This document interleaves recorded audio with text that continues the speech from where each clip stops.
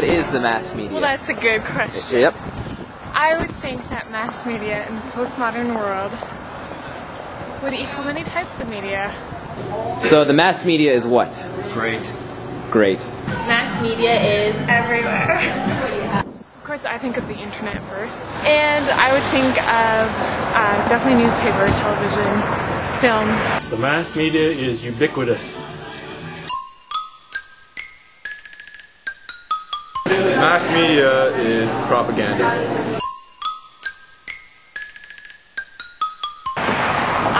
Anything that's readily available to normal population, I would say is mass media, because it's available to the masses in form of media. Sweet. And that's all I have.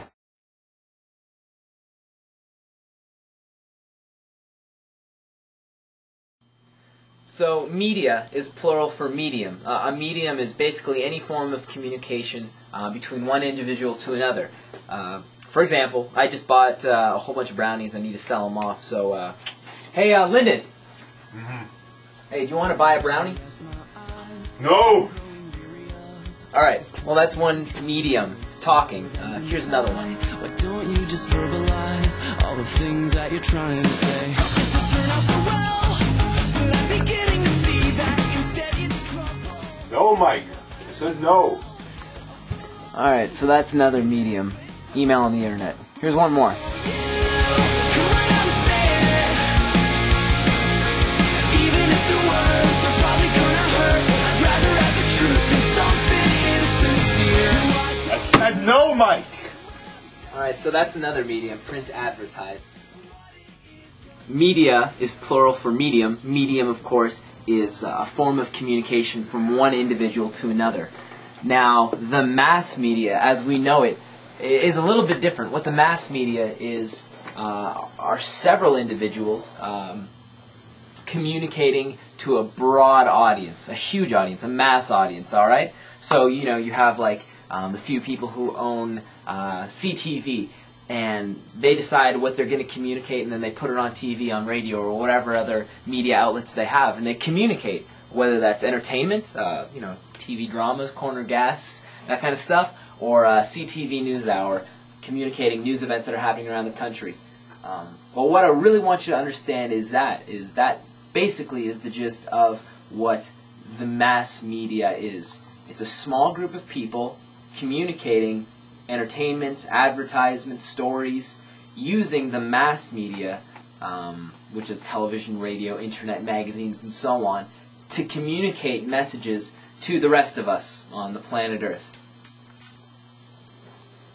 Okay, so over the next 5 weeks, I want us to really look at and understand two big things. Number one is that the media, in all its different forms, communicates to our hearts and to our minds.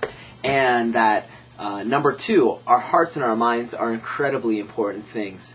In the Bible it says, above all, guard your heart, for from it flow the wellsprings of life. Later on in a book called Romans, Paul writes that God wants to transform us into new people by renewing the way that we think. And so the way that we think, the condition of our hearts, what's in our heart, are really important to God, and they should be really important to us. See, I'm not going to be telling you what movies to rent, what websites not to go on. I'm not going to be talking about that kind of stuff. What I want us to be able to do, what I want you to be able to do is, after these 5 weeks, ask the question, what kind of stuff do I want in my heart? And hearts, each one of the letters in it stands for something. It's a little acrostic poem that I made up. And for the next 5 weeks, we're going to look at each one of the 6 letters in hearts. And each one of the letters is going to ask a question about the kind of stuff that we let into our hearts and our minds, all right?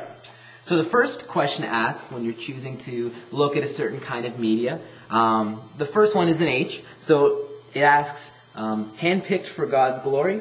We're going to ask if the music or the movie that we're watching is handpicked for God's glory. The E in hearts stands for, even if Jesus was choosing. We're going to ask that question.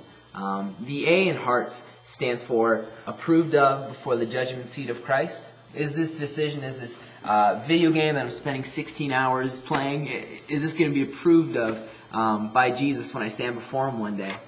The R stands for really right, but looks wrong to others. We're going to talk about how sometimes our actions, even though they look right to us, they actually look evil to other people. The T in hearts stands for tying me up in any kind of addiction or bondage. We want to make sure that the things that we choose don't make us addicted to anything, don't tie us up in any sort of bondage. And finally, the S in hearts stands for seems 100% okay to me. And that's just going to ask the question of, am I completely okay with this decision? So those are the 6 letters in hearts. We're going to be talking about them over the next 5 weeks. And today we're going to be looking at the letter H.